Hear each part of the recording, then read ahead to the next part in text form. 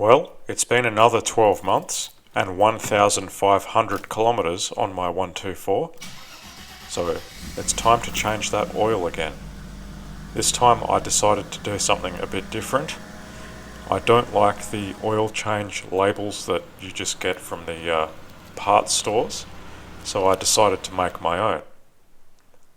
This is what I came up with, and this is using the Genuine MB, Daimler corporate font, and of course the MB star that I have taken from Google.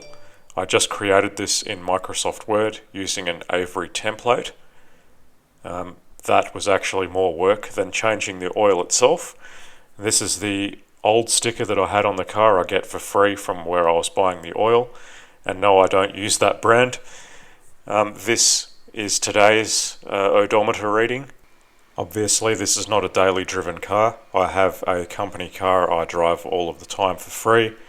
The 124 is my passion. It is what I like to work on and like to keep in top condition, so it doesn't really get a lot of usage. I might drive it once a fortnight if it's lucky. Most of the time, honestly, I only drive it once a month. That explains why I've done such a low amount of kilometres in the last 12 months. So obviously today I decided to change the filter as well. I don't do this every single time because of the extremely low usage, and as you can see, this filter basically still looks brand new. There's really very little muck that it has caught, so I probably could have left that for another go, but I have plenty of spares, so why not change it? I've shown this process numerous times on this channel, so I don't see the point in speaking about every step, because I'm sure everyone that has a 124 probably services it themselves anyway. But I'll let you watch in the odd chance that you might be interested in seeing this, but application of my homemade sticker is at the end of the video if that's what you want to see. It is the icing on the cake as far as I'm concerned.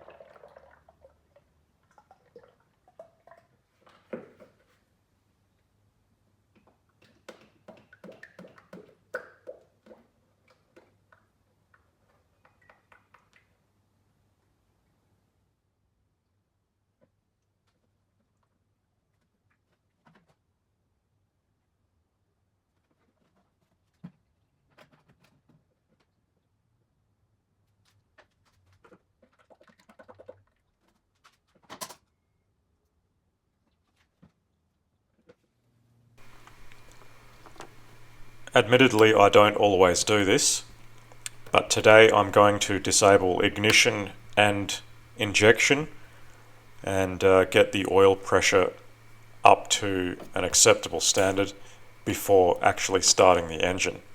So this is the EZL. I'm just disconnecting the crank angle sensor. So without that signal, it will not fire the ignition coil. And behind this plastic partition panel hides the mass relay. And once that is removed, the fuel pumps will not run. So that's how I'm disabling both systems for the purposes of cranking the engine until the oil pressure comes up. And you'll see that in the next clip.